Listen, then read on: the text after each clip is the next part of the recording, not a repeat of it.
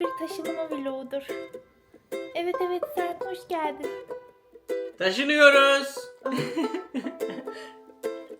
Taşınma vloguna başlamadan önce Temu'dan sipariş ettiğim takım çantasını size göstereceğim. Ondan sonra videoya başlıyoruz. Sizler bugün bizimle birlikte taşıma sürecimize tanık olacaksınız. Neler yapıyoruz, nasıl taşınacağız, neden taşınıyoruz hepsini göreceksiniz. Her şey bu videoda olacak. Şimdiden videoyu beğenmeyi ve kanala abone olmayı unutmayın lütfen. İyi seyirler.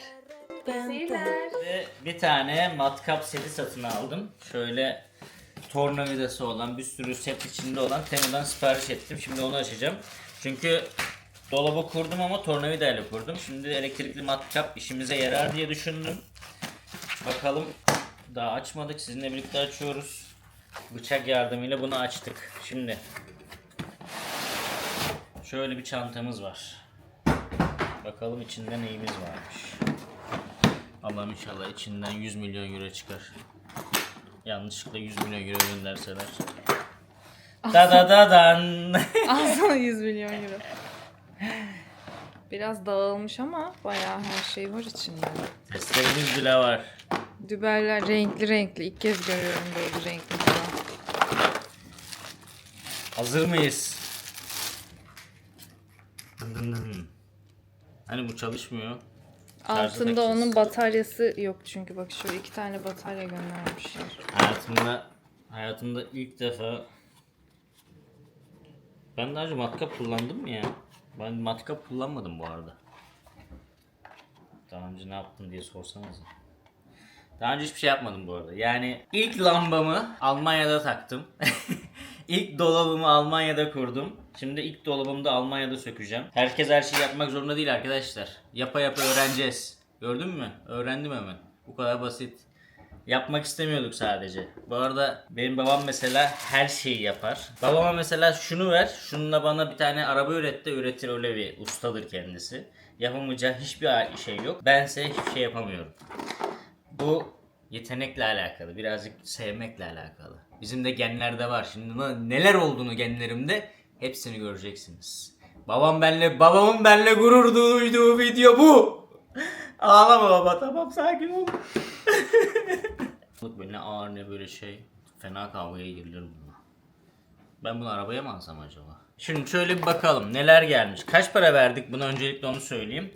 Buna tam 40 euro verdim. İçinde matkabından 2 tane bataryalı matkabından şarj aletine, Reklam değil bu arada. çekicine, işte bant göndermişler, pensesidir, tornavidasıdır, anahtarıdır, her şeyi var. Hatta şunlar bile var, uçları bile var. Hatta dübeller bile var, çiviler bile var. Bence gayet güzel. 40 euroya her işini görebilecek bir alet.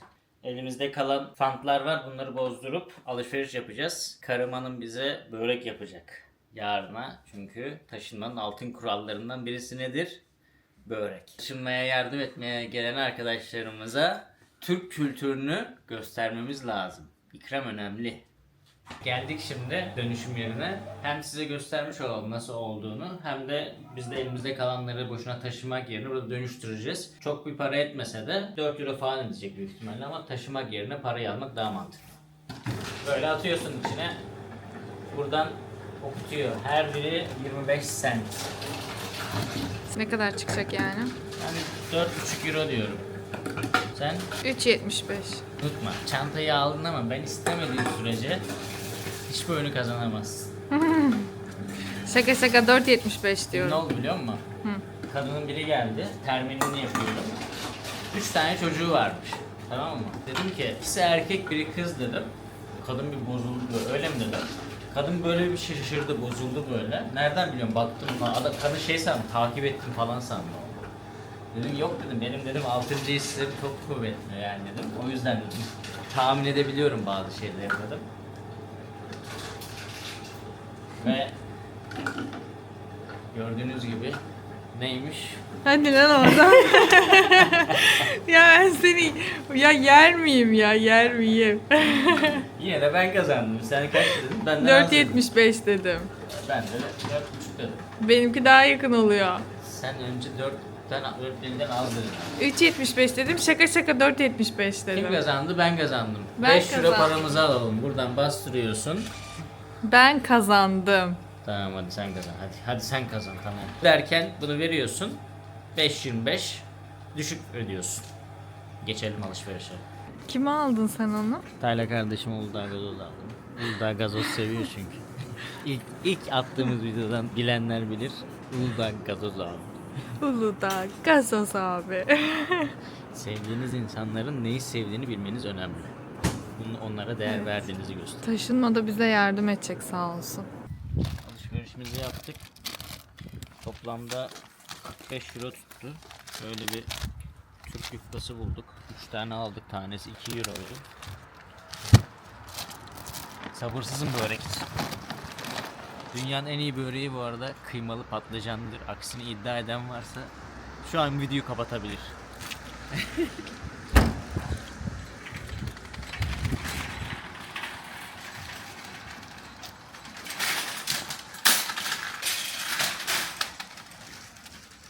Hala izliyorsun. Evet şimdi eşim bey bu gördüğünüz dolabı sökecek. Daha önce beraber yapmıştık. O zaman böyle bir aletimiz yoktu tabii. Tornavidayla 3 gün mü 2 gün mü uğraştık?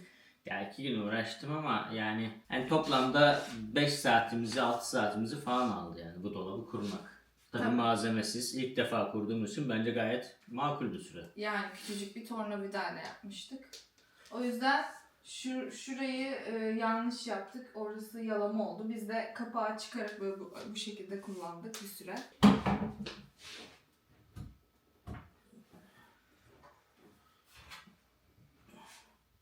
Bir yandan da kahve içiyoruz.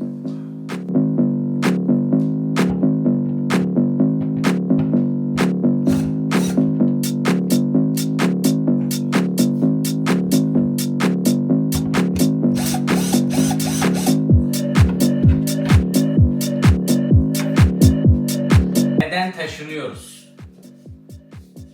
Neden taşınıyoruz? Almanya'da antrenörüm ben.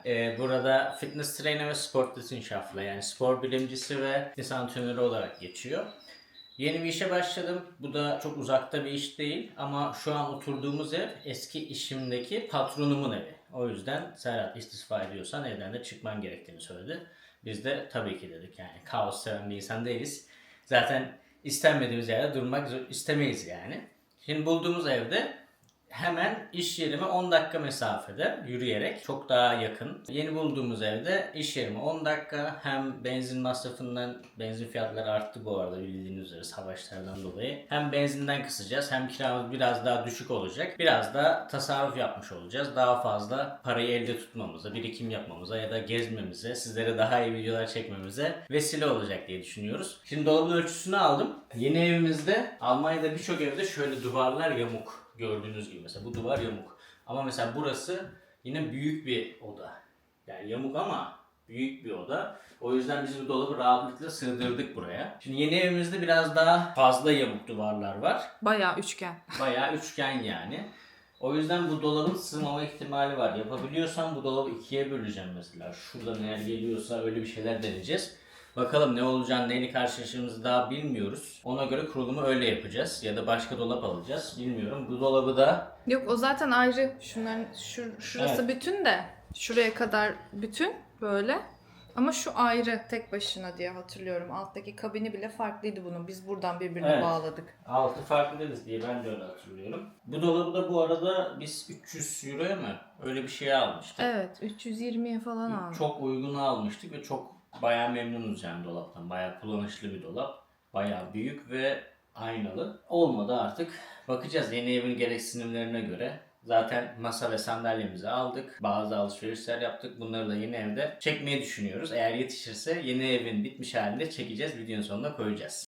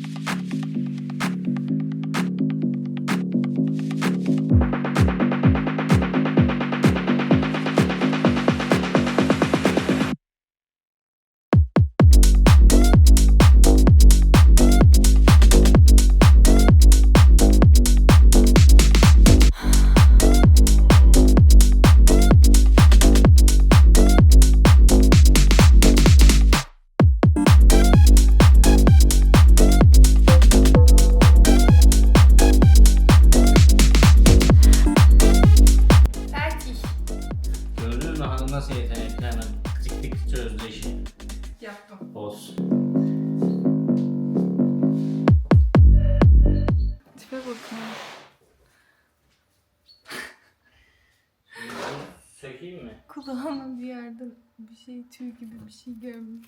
Bu kalsın burada diyorum ya. Ne diyorsun? Ha? Aşkım. Kalsın. Kalsın mı? Bu dolap zaten bize ait değildi. Çok da kullanışlı bir dolap değil. Aa, askılar kalmış içinde. Ya onların. kullanışlı aslında ama. Şimdi yeni evde ne gelecek bilmiyoruz. Evet. Sığmayabilir. Bunların üstüne bilerek Almanca yazıyorum ki açarken karım da Almanca çalışsın birazcık.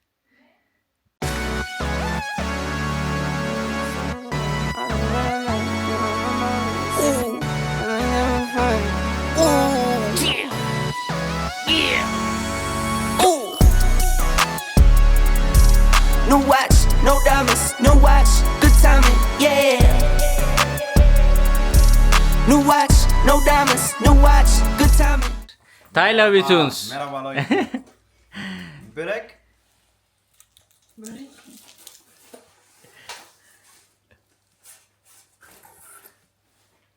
Wie ist das? Sehr lecker. Aber sag die Na, Wahrheit. ohne Spaß, als Deutscher, sehr lecker. Okey, danke dir. Tyler böreğimizi beğendi. Tyler beğendiyse zaten her şey top demektir. Çünkü çok beğenebilen bir arkadaşımız değil her şeyi. Tipime daha yeni bakıyorum. Aynaya falan hiç bakmadım bugün. Yeni bir güne uyandık. Birçok şeyi topladım. Ben buraya şimdi göstereyim. Yani şuraya topladım değil, topladık. Burada kırılacaklar olanlar var. Yatağı bu şekilde örttük. Her şeyi böyle aşağıya indirdik. Bunları böyle aldık. Dolaplar burada. Ufak bir yukarıyı göstereyim. Bulaşık makinesini söktüm. Bu arada bulaşık makinesi için ufak bir tip vereceğim. Şu arkadaş sıkıntı çıkartabiliyor. Şu arkadaşı elle sökmek sıkıntı olabiliyor. O yüzden penseli tutamıyorsunuz. Penselin arka tarafını bu şekilde tutarsanız bu şekilde daha rahatça çıkartabiliyorsunuz. Bu da ufak bir tip. Gördünüz mü? Daha hiç taşınmayan, eline matkap almayan birisi şu an size tip veriyor. Bunlar yaşa. Bunların hepsi tecrübe. Şimdi yatağı bölmedim. Neden yatağı bölmedim? Taşıyabilirsek böyle taşıyacağız. Taşıyamazsak bunu bölmem gerekecek ama normalde şu kısımları çıkıyor. Aşağıda bunlar genelde çıkıyor ama burada direkt hepsinin şeyi var, çivisi var. O yüzden tek tek uğraşmak istemedim. Taşıyabilsek böyle taşıyacağız. Taşıyamazsak mecbur böyle uğraşacağız, sökeceğiz yani onu da. Onun haricinde burayı boşalttık. Gördüğünüz gibi bu odada sadece bu dolap var. Bize ait değildi zaten. Burası bomboş. Evet, devam. Gökçe Hanım, bugün menümüzde ne var? Evet, karım bize börek yaptı. Harika gözüküyor. Patlıcanlı kıymalı. En sevdiğim. Tyler schon probiert. Lecker, ne? Evet, şimdi biz ne yaptık? Mutfak çoktan bizim Anhänger'da duruyordu. Onu eve taşıdık. Şimdi geldik, buradakileri Anhänger'e yükleyeceğiz. Ondan sonra tekrardan gideceğiz. Bizim Anhänger'da kapıda şurada duruyor. Görebilirsiniz. Wir haben ja alles fertig. Alles fertig. Wir sollen Alles das jetzt fertig. schließen. Schließ bitte. Bist du auch fertig? Ich bin auch fertig. Oh, was heißt Freunde? Arkadaşlar. Merhaba Arkadaşlar. Arkadaşlar. Selamun Aleyküm. Wohnzimmer? Wohnzimmer. Was heißt Wohnzimmer? Was ist Wohnzimmer? Türkisch. Salon. Salon? Salon, nichts gut. Fernseher, Televizyon. Ya televizyon. Televizyon, finish. Okey arkadaşlar, evimizdeyiz. Saat 8 oldu neredeyse. Hala her şey dağınık. İş arkadaşlarım da yardımcı oldu. Birazcık hallettik. Birçok şey ama şimdi evi toplama zamanı. Bu da bir 2 günümüzü alacak gibi. Mutfak kurulacak. Mutfağa ne yaptığımızı anlatmadık. Mutfağı da müsait bir zamanda anlatacağım ne yaptığımızı. Şimdi detaylı evimize götürüp kendi evimizi birazcık düzenlememiz gerekiyor ki rahatça uyuyabilelim. Bir sonraki videoda görüşeceğiz. Evet, ikinci gün taşındık. Bugün ikinci günümüz. Hala her yerde. Şimdi iş yerimdeki bizim inşaatları yapan bir abimiz var. Yardıma gelecekti ama işleri, yani mutfağı o yapacaktı. İşleri uzun sürdüğü için bu hafta gelemeyeceğini söyledi. Videoda söylediğim gibi arkadaşlar, daha önce dolapla ilgili, matkapla ilgili bir şey yoktu. Gördüğünüz gibi şu an ocak yapmaya çalışıyorum. Sen yapıyorsan, senin baban yapıyorsa, benim babam yapıyorsa ben de yapabilirim diye düşünüyorum. En kötü elektrik çarpıp öleceğiz şimdi. Allah korusun. Yapacak bir şey yok. Şimdi ne yapıyoruz ustam? Burada renkler var. Bütün renkleri hepsini birbirine bağlıyorsun. Şöyle ucunu şuradan geçiriyorsun. Yanlışım varsa babam zaten bana söyler. Şuradan geçirdim. Sonra Alttan gevşetmen lazım alttan önce. gevşettim ya bayağı. Vidaları. Hı. Girmiyor gibi sanki onlar. Ben de girmiyor gibi hissettim ama bayağı gevşek çıktı yani, bir de bak. Bir altta da mı var acaba vida? Sanmıyorum altında bir de olduğunda. Ne o geliyor, al onu istersen. Daha rahat yaparsın. Kırılmasın. Alttan mı sokuyor? Altta sokuyorsun. Altta sokuyormuşuz. Tamam dur. O zaman bunu bir çevirelim. Ama bilmiyoruz, ne En gülüyorsun? sağdaki sarı kablo. İşte böyle en büyük destekçim diye boşuna demiyorum ben. Ya bilmiyoruz. Önce kabloların ucunu düzelt. Gör, öyle yapacaksın. Oluyorsa sıkıntı yoktur. Hı, tak, Şimdi tak, tak. sık onu. Şimdi, tamam, oturdu, şunu bir sıkalım. Tabi bu işi yapmadan önce şarteli kapatıyorsunuz arkadaşlar. Çok önemli bir bilgi. İyice sıkın ki bu kablo buradan çıkmasın. Hazır mısın? Hazırım ben. Şimdi şunu açıyoruz, bu gözü bakalım. Belki de o şartel o bulundur. Aha geldi. O şartel miymiş? Gördüğünüz gibi arkadaşlar, bu işler öyle usta dinlemiyor. Aferin kocama. Güzel. Bakalım hepsi çalışıyor mu? Sorunsuz çalışıyorlar mı? Evet. Güzel. Hepsi çalışıyor. Bravo. Bravo. Teşekkür ederim. Gördüğünüz gibi arkadaşlar, birini beklerseniz çok beklersiniz. O işi yap. Kendine güven. Ben hayatım boyunca şunun daha ismini bilmiyorum. Daha ne olduğunu bilmiyorum. Çalışmıyor bile. Olsun. Kullanmasını biliyor mu? Biliyor. Önemli olan bir çaba göstermek. Sen onu yapmadığın sürece yapamayacaksın zaten. Helal. Yemeğimizi yapabiliriz. Buzdolabımızı çalıştırdık. Bu arada buzdolabını taşıdıktan sonra yatay bir şekilde taşıdıysanız buzdolabı 24 saat en az kapalı kalmak zorunda. Çünkü içindeki gaz motora kaçabilir. Bu da buzdolabını bozabilir arkadaşlar. Aklınızda olsun. Biz 24 saat çalıştırmadık. Şimdi çalıştırdık. Ondan sonra gayet güzel çalışıyor. Şu an fırınımızı da yaptık. Fırınımız da çalışıyor. Şu an yapmamız gereken şey birazcık karışık ama bangoyu... Yapmamız gereken şeyler.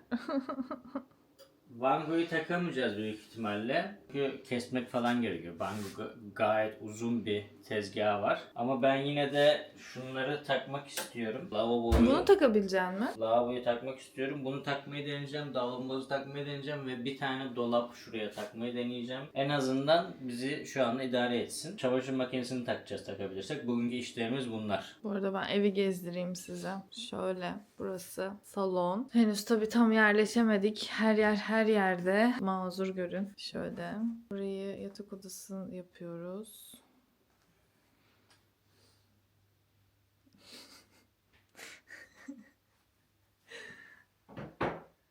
Korkak tavuk. Selam ver kameraya, öpücük at. Aferin. Camı içeriden sildim ama dışarıdan silemiyorum çünkü cam sadece üstten açılıyor. Öyle bir sıkıntı var. Şöyle. Kapının üstü komple örümcek ağıydı. Yani böyle sıvama örümcek ağı vardı. Sanki böyle yüzyıllardır açılmıyormuşçasına. Şurayı göster istersen. Dün sildim, bakın parlıyor şu an. Şurayı göster, hem sen de görmüş olursun. Şöyle bir Ay evet. tavan aramız var. Çatı mı deniyor, ne deniyor? Tavan arası. Size orayı göstereyim.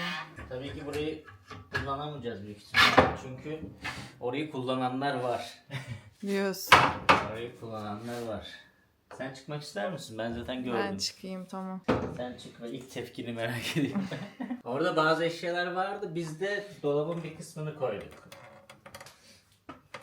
Oo, Gökçe'yle birlikte ben Bir soğuk hava geliyor. Burası bayağı büyük ya. Aa, ağlara bakın. Ay inanmıyorum. Ay çok korkunç. Ben bu evde nasıl kalacağım ya? Ay buraya bir süpürgeyle girilmesi lazım. Oraya giremezsin bence ya.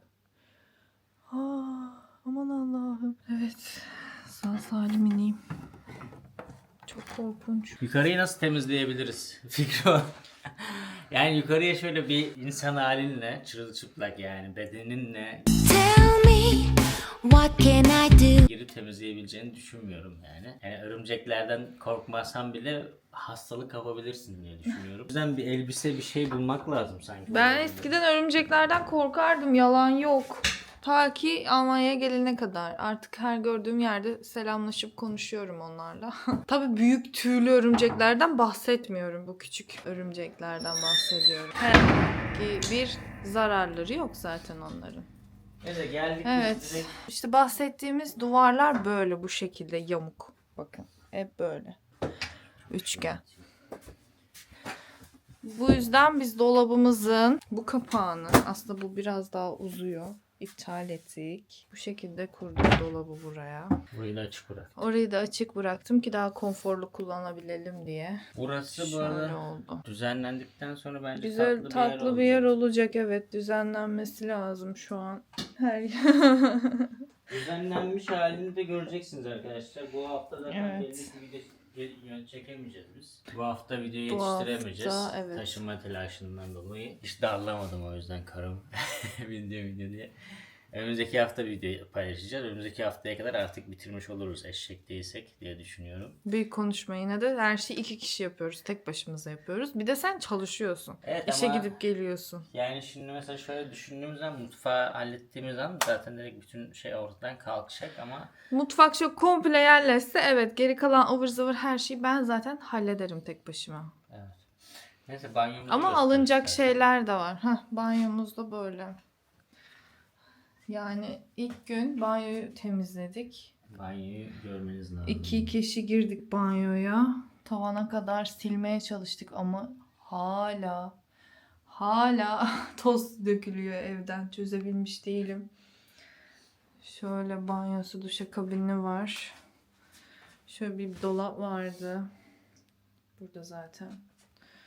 Yani hala bakın, belki belli oluyordur.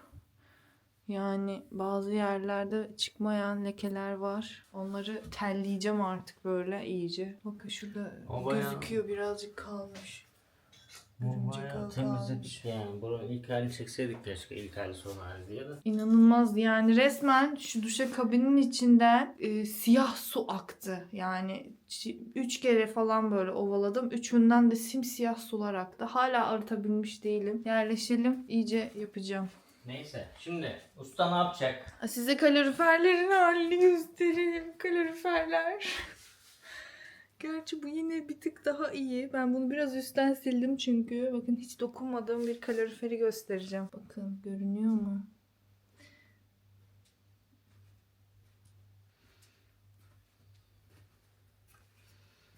Yani midenizi de kaldırmak istemiyorum da bu şekilde. Çok da belli olmuyor ama. Bütün kaloriferlerin üstünde şöyle şeyler var. Onu çözemedim. Salondakini de temizlemeye çalıştım. Bir fikri olan varsa, yani yağ çözücü, her şeyi denedim. Terledikçe de şöyle dağıldı. Bakın. Bu ne? Neden böyle bir iz var, onu çözemedim. Bu da ben temizledim dün. Böyle bakın, mis gibi oldu. Evet şimdi tesisat için. Bu kabloların hiçbiri burada takılı değildi tabii ki. Bu gider borusunu buraya taktım. Gider çıkıntısını taktım. Ondan sonra bu soğuk suya, sıcak suya taktım. Çamaşır makinesi, bulaşık makinesini giderle taktım ama bu çamaşır makinesinin ucu yetişmedi. Buna uzatıcı falan bir şey almam lazım sanırım. Şimdi deniyorum. Eğer gelirse başardık. Milaç gel. Milaç koş. Ama bak, kocanla gurur duyman lazım. Böyle olmaz. Ya yapamazsam? Da da da dan. Suyumuz geliyor. Gidiyor mu? Gidiyor da. Yapıyorsun bu işi be. Bunu da yapmazsın be. Lavabomuzu da kurduk. Sadece gideri halletmemiz lazım. Çabuk beni tebrik et. Bravo. Lavabo kurdum, gel buraya. Sanki Robin kurmuş gibi ama. Robin yardımcı oldu. Gördüğün gibi suyumuzu açıyoruz. Suyumuz geliyor. Wow. Gidiyor orada. Ve gidiyor da. Harikasın. Böyle şeylerimiz var. Genlerde var, genlerde. Oturtmak mı kaldı geriye? Oturtmak. Şimdilik böyle kullanacağız. Yani mutfak ustası gelene kadar böyle kullanacağız. Neden olmuyor dedin? Oluyor. Gelmiş buraya kadar. O boruyu şuna takman lazım. Şu. Ya da o. Gidere. Aha, gidere. Buradan taksak. Oradan neresinden takacaksın? Deliği yok, bir şey yok. Tamam, bunu değiştireceksin sadece. Buraya delikli bir şey alacaksın. Bunu da buraya İşte bir takacaksın. şey değişmesi lazım. Şu anki imkanlarla o olmuyor. Anlatabildim mi? Anlatabildim. Peki bunun gibi bir uzatma da olabilir bak. Tabii onun gibi bir uzatma var. Hatta direkt onu oradan çıkartıp yerine de takabiliriz. Onu da deneyebilirim. Ama şu an değil. Birazdan. Bu zaten uzun değil mi? Bu geliyor tek başına. Buna Evet. gerek yok. O gelir tek başına. O zaman yerlerini değiştireceksin. Ama yine de böyle bir kelepçe almam lazım onun Evet. içinde. Yine her türlü bir şey alacaksın yani. Yani. Neyse şimdi bir tane davlumbaz ve dolap takmaya çalışacağım. Evet, bu da 3. günün akşamı. 2. gün mü 3. gün mü artık bilmiyorum ama. Mutfağı böyle yerleştirdik. Henüz daha buraya dolaplar gelecek. Tabi burayı tamamen yerleştirmedik daha. Mutfağı biz öyle koyduk yani böyle. Herhangi bir şey monte etmedik. Kendi çabamızda bir şeyler yaptık yani. Yani kim derdi 2. günde şu keyfi yapacaksınız karılı kocalı. Mutfağınızı kurup üstüne kek yapıp çayınızla. Yalnız 2 dilim biraz bana fazla olmuş kocam. Bana ne kadar koydum baksana. Ayağında masaj yaptırıyor. Şöyle. Bu arada 2 günde bayağı şey başardık. Evet. Çünkü bu evin ilk halini çektik mi bilmiyorum ama. Çekmedik sanırım, onu unutmuş olabiliriz. Yani Güncel şu şekilde şu an. ev şeydi ya. Hani sanki Terk önceden- edilmiş gibiydi. Yani evde gerçekten yani önceden kiracı oturmuyormuş da hani böyle Peki o kola şişesinin orada ne işi var? 6 aydır falan 6 aydır falan kimse bu eve dokunmamış. Öyle bir ev gibi düşünün yani. Gereksiz bir pisliği vardı. Şunun rengi şeydi, siyahtı ya şu kaloriferin rengi. Evet, griydi.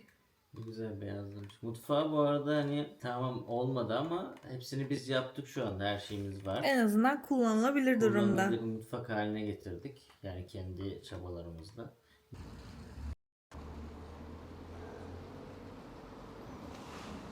Evet, şimdi kitleyiz arkadaşlar. Burası Almanya'nın en ünlü 1 milyoncusu diyebilir miyiz? Evet. Evet. Burada aradığınız her şeyi bulabiliyorsunuz. Şimdi birazcık göstereceğiz size etrafı. Bir kutu istiyorum. Ben tırnak yapıyorum da tırnak malzemelerimi koyacağım içine. Ama bu renkte istemiyorum.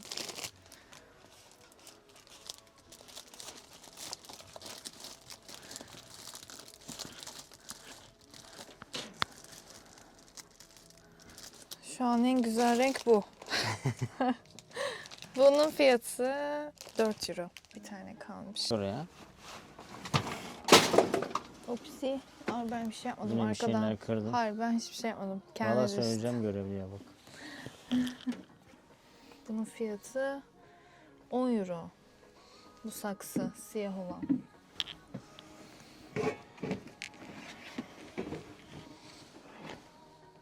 €13 bu. Biraz pahalı.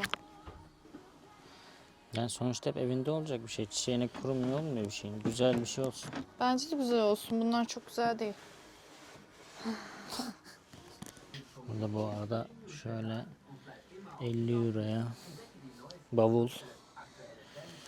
Sonra bir ufakları 40 euro. Boyu da böyle. Bu da böyle. Ne kadarmış? 5 euro. O. Cansız. Ama çok güzel duruyorlar. Vazolar mesela. Şöyle bir vazo. Tahmin alayım. 4 euro 4 euro. Bir yerde mi yazıyor? zaten. Bak mesela şu kırmızı etiketli var.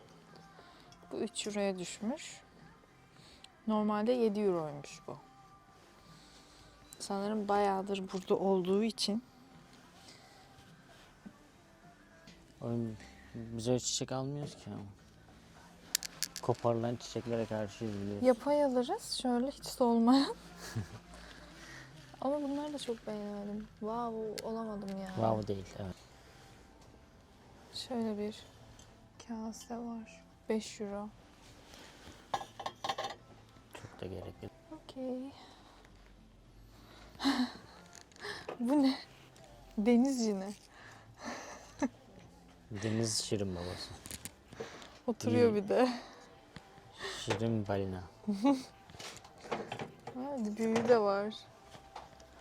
Sevimli aslında. Sakallı yapmışlar peki. Şirin babayı. 5 euro yansıtıyor. Deniz aşığı iki insan olduğumuz için. Ne kadarmış? 6 euro. Tatlı bir şey. Evet. Masanın üstünde güzel olur. Buna uygun çiçek bakarız sonra. Okey. 6 euro sepete eklendi. Kaplar ne kadar? Aa 1 eurolar galiba bunların hepsi. Bak. Up diyor. Up 1 euro diyor. 1 eurodan itibaren. Söyleyeyim mesela bu 2 euro. 2 euro. Beste mama. Analarımıza buradan selam olsun. Çok güzel. Tatlış. 2.49'u var. 2.49 ama 2.5 değil. Bunların şeyi çok at. Peki bu ne? Ne o? Kedin için mi? Arya'yı alalım mı? 4 euro şu kadarcık şey. Dünya en gereksiz şeyi olabilir. Bizim macunlara koymak için bir şeye ihtiyacımız vardı. Bunu buldum. 1 euro hem de. Hepsi sığar mı ona? Sığar. Sığar. Koy. Normalde 4 euroymuş. 1 euroya düşmüş. Güzel rengi de. Hı. Okay. Bak onu almak isterseniz böyle takımı da varmış. 1.49'a. Tatlı. Bizim var. Ama bizim var. Hem de deniz kabuklu. Sen bir tane yastık al istiyorsan kendine. Kullanmıyor ama normalde yatarken yastık kullanmıyor. Ama yastık da beğenmiyor. Hani ne yapacaksa yastığı. Farklı bir günden herkese merhaba. Bugün çok şükür ki Serhat'ın iş yerinden arkadaşı geliyor. Mutfağı yapacaklar. O yüzden çok mutluyum. Sonunda şu dağınıklıktan bir nebze olsun kurtulacağımı düşünüyorum. Gerçi bugün mü yaparlar, yarın mı olur bilmiyorum. Sadece gelip bakacak, keşfedecek belki, gidecek. Çünkü saat geç oldu. Saat 9 oldu. Bu saatte yapabilirler mi hiçbir fikrim yok. İşte ben size küçük bir ev turu yapayım. Şu an mutfağın güncel durumu bu. Bayağı sıkış tepiş bir durumdayız. Dolapların içinde kullanamıyorum çünkü nereye gidecekleri belli değil. Bulaşık makinem yok. O yüzden bulaşıkları evde yıkıyorum şimdilik. Ocağı bu şekilde buraya oturtturduk. Yani şu an inanılmaz biçimsiz. Buraya ölçüye uygun şöyle güzel bir şeyler yapılabilir aslında ama biz mevcut olanı değerlendirmek istiyoruz.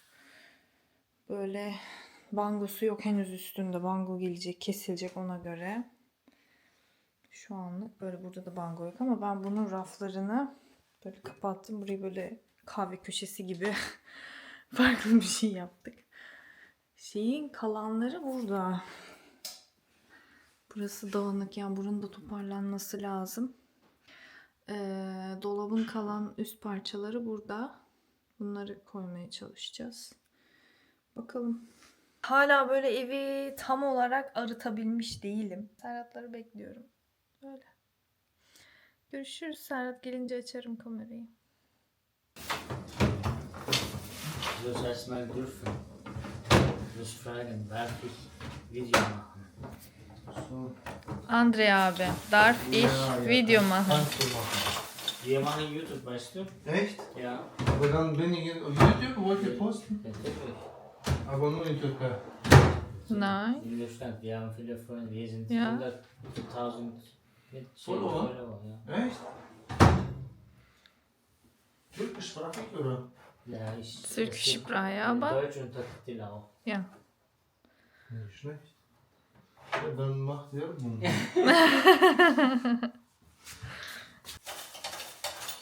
Şimdi bizim mutfağımızı biliyorsunuz, o halini Serhat size göstermişti, o halden bu hale getirdi Andre abimiz.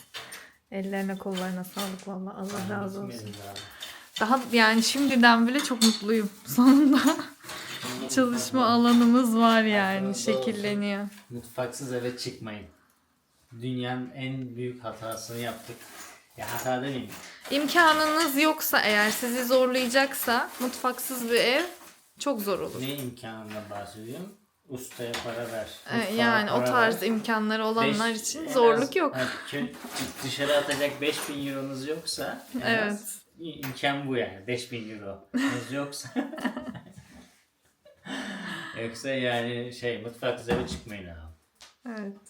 Dolabı buraya aldık. Girişte dolabımız var. Aslında gayet güzel ilerliyor. Söylemek istediğin bir şey var mı?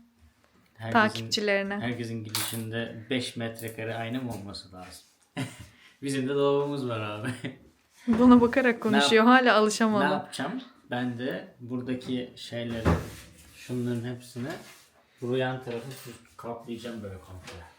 Bizim de bu hayatta zevklerimiz farklı diyorsun. Giren bakacak diyecek. Önem "Lan verdiğimiz şeyler ne kadar farklı." gezmişsiniz lan diyecek.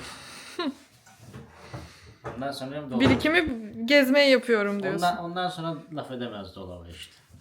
Niye laf edecek canım? Kim laf eder dolaba? Eğer laf edecek olursa. Neyse biraz ben çalışacağım biliyorsunuz. Evet, sen Ne kadar çalış. havara doldu. Ben de kahve yapayım. Temizlik.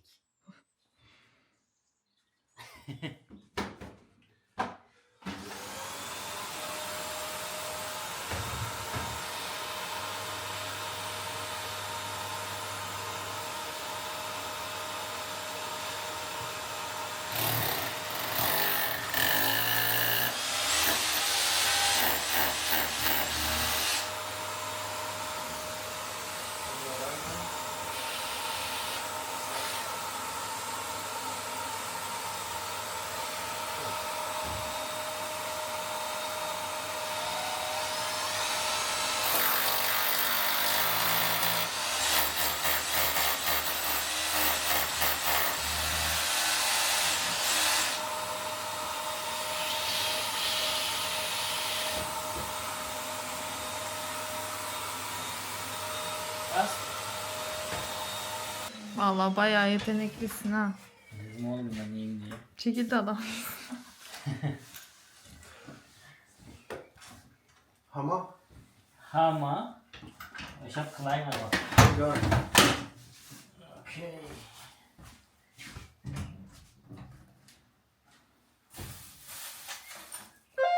Evet, yeni bir günden herkese merhaba arkadaşlar. Dün videoyu yarıda kapatmak zorunda kaldık zaten. Zil çaldı ve kapattık. O anı gördünüz. Komşumuz çocuğunu uyutmak zorunda olduğu için biz de yarıda kapattık. Burada saat 8'den sonra bir şey yapamıyorsunuz sonuçta. Almanya'da bir kural var. Hafta içi saat 8'den sonra kesinlikle gürültü yapamazsınız. Yapacaksanız da bilgi vermeniz gerekiyor öncesinden. Hatta saatlerin içerisinde bile bir gürültü, ekstra bir gürültü olacaksa mutlaka komşularınızı bildirmeniz gerekiyor böyle çalışma yapacağız diye. Bizim de alt komşumuzun çocukları olduğu için onları uyutacağını söyledi. Biz de bırakmak zorunda kaldık. Devam edeceğiz ama ne zaman uygunluğu olur Andre abinin bilmiyoruz. Bize haber verecek. Ama videoyu da artık bitirmemiz gerekiyor çünkü yarın pazar.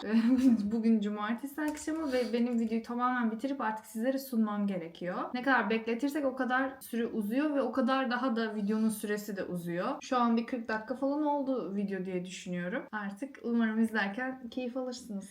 Evet, uzun bir video oldu ama taşıma videosu, eğlenceli olduğunu düşünüyoruz. Şimdi evin bitmiş halini gösteriyoruz. İlk halini zaten gördünüz, büyük ihtimalle gösterebildiğimiz kadar gösterdik. Gerçekten beklediğimizden daha çok iş çıktı. Yani normalde ben bir yerde söylüyorum, yani 2 günde biter diye söylüyorum ama yani 2 günde bitecek bir şey yoktu. Gerçekten beklemediğimiz derecede şeyler oldu. O yüzden şu anda evi gösterelim yavaş yavaş ve anlatmaya devam edelim. Şimdi mutfağı gördüğünüz gibi bizim bir mutfağımız yoktu biliyorsunuz. Bir önceki videodan sizlere söylemiştim. Mutfak alacaktık, nasıl yapacağız falan filan sizlere danışmıştık. Biraz yardımcı olduğunuz çok teşekkür ederiz. Mutfağı bu arada Kleinen Anzeigen diye bir site var Almanya'da. İkinci el ve yani Türkiye'nin sarı sitesi gibi düşünebilirsiniz. Oradan her şeyi satabiliyorlar. Bedavaya da verebiliyorlar. Burada genelde sokağa eşya atamıyorsunuz öyle. Hani gideyim çöpün yanına koyayım diye bir şey yok. O yüzden bir önceki videoda değindiğim gibi insanlar aldıkları mutfakları bir sonraki evine uymadığı için bedavaya veriyorlar. Bizim de aldığımız mutfak o şekilde oldu aslında. Şu anda mutfakta gördüğünüz sadece çamaşır makinesi ve buzdolabı bizde vardı. Geri kalan her şeyi ikinci el olarak bedavaya aldık. Yani şu anda bizim tabii bunlar ama daha da mutfak güzelleşecek. Üst tarafa raf gelecek. Diğer tarafa da raf gelecek. Toplamda 3 adet daha sanırım rafımız olacak. Ekstra erzak dolabı almayı düşünüyoruz. Mutfak biraz daha büyüyecek. Zaten şu anda dediğimiz gibi ev tamamen bitmiş durumda değil. Şu anda evin tam olarak %70'inin bitmiş halini görüyorsunuz. Henüz daha dekorasyon veya herhangi bir güzelleştirme adına bir şey yapamadık. Sadece şu anda hala yerleşmeye çalışıyoruz. Bu süreçte sizler de bizimle birlikte taşınmaya yardımcı oldunuz. Hepinize teşekkür ediyoruz. Çok tatlı, çok minnoş bir ev. Sadece ufak tefek böyle dokunuşlara ihtiyacımız var. İşte bir duvara duvar kaplaması yapmak gibi, raf almak gibi, ufak tefek çiçekler almak gibi. Çok güzel bir ev olacağını düşünüyorum. Daha şimdiden biz çok sevdik. Çünkü öbür eve kıyasla hem çok aydınlık bir ev ve gerçekten sabahları enerjik uyanıyoruz. Öbür evde ne kadar uyursak uyuyalım çok uykumuzu alamıyorduk. Sanırım evin konumundan dolayı olabilir, bilmiyorum. Bu evde şu an genel anlamda çok memnunum.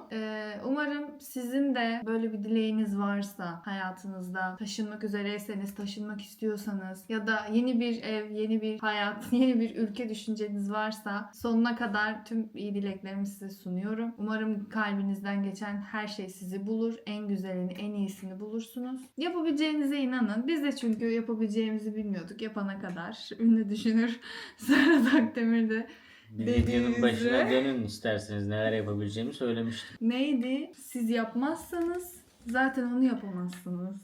Tamam. Evet.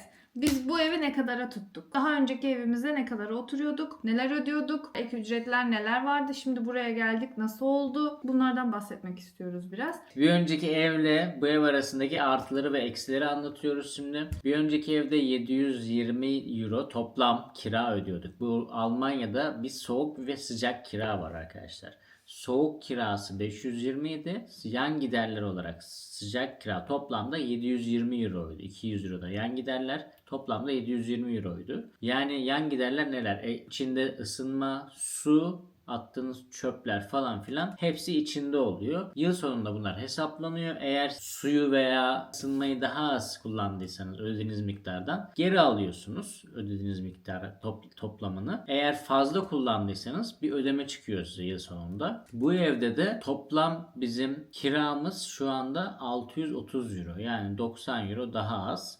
Artıları neler? İşime çok yakın. Direkt 200 euro hesapladık mesela. Geçen ay 200 euro benzin parası ödemişiz. Benzin parasından kurtuluyoruz.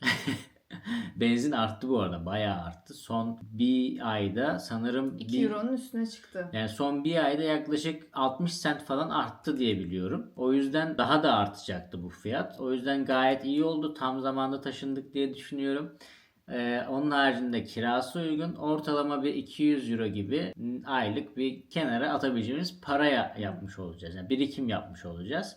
Bu bizim için artı oldu ve mahallemiz çok güzel. Diğer oturduğumuz yerde 900 kişilik falan nüfusu vardı sanırım, yanlış bilmiyorsam. Market için 4 kilometre yürüyordun. Evet, yani markete gitmek istiyorsan 4 kilometre ya yürüyeceksin Minimum. ya da arabayla gideceksin yani. Market yok zaten. Alışveriş marketleri var.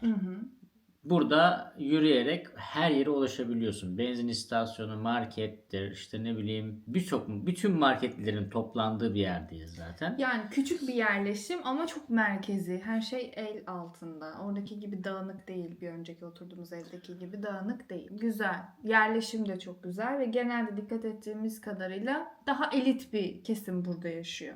Zaten eğer isterseniz mahallemizin de videosunu çekeriz. Çünkü hemen yanımızda at çiftliği var. Hemen evden çıktığında atları görüyorsun. Onun yanında bir futbol sahası var. Onun yanında güzel bir yeşillik alan var. Her yer yeşillik zaten de. Evet, ormanın içi gibi aslında bir anlamda. Yani diğer tarafa da yürüyünce direkt şehrin içine, biz biraz daha köşede kalmış oluyoruz aslında. Diğer tarafta şehrin içindesin ama yani 3 dakika falan yürüyorsun yani, bu şehrin içi de diyeyim. O yüzden biz memnunuz şu anda. Videoyu buraya kadar izlediyseniz videoyu beğenmeyi ve kanala abone olmayı unutmayın lütfen. Yorumlarınız bizim için çok değerli. Bizleri sosyal medya hesaplarımızdan takip etmeyi unutmayın. Kendinize çok iyi bakın. Allah'a emanet olun. Ay amor, no te preocupes, que yo siempre de quererte, de amarte y admirar.